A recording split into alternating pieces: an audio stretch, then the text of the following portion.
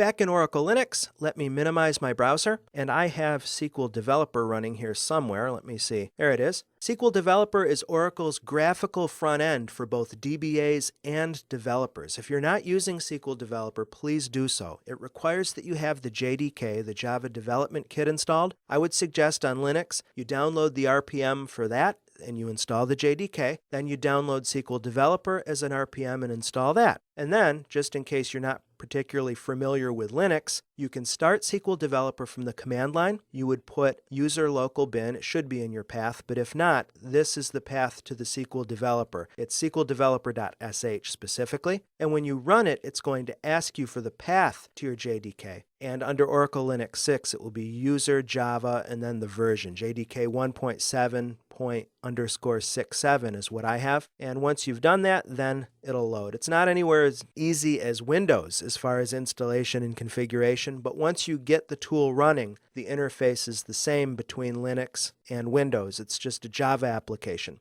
And you create your connections in the Connections window if you haven't used this tool before. You just specify username and password, obviously, whether it's sysdba or regular role, and you can do multiple connection types. You can just do basic, where you specify the hostname, port, and SID or service name, or you can use your tnsnames.aura file if you're using TNS. To get to the ADDM stuff, it's actually not here in Connections. It's a common point of confusion and why I wanted to show you this. What you need to do is go to View, DBA, right there. See all these tools? SQL Developer is huge. It's fantastic. It's really great. It's not just a tool for running SQL. You can manage users. You can do anything with it. It's pretty amazing. It's not cheating to use SQL Developer. If anybody tells you differently, just tell them to go fly a kite. Anyway, if you bring out the DBA tab, you'll need to create a connection there. But the good news, let me right-click and choose Add Connection, is that you can reuse connections from the Connections window. It's not a separate thing. But once you load that up, you'll notice we have a Performance section. Let me stretch this out a little bit more. And in there, we can get to our snapshots that are created every hour by ADDM by default. And if you double left click a snapshot, you just get a text representation that's sortable, of course. You can filter and sort graphically without having to know SQL. That can be useful. We can look at our baselines. By default, I just have the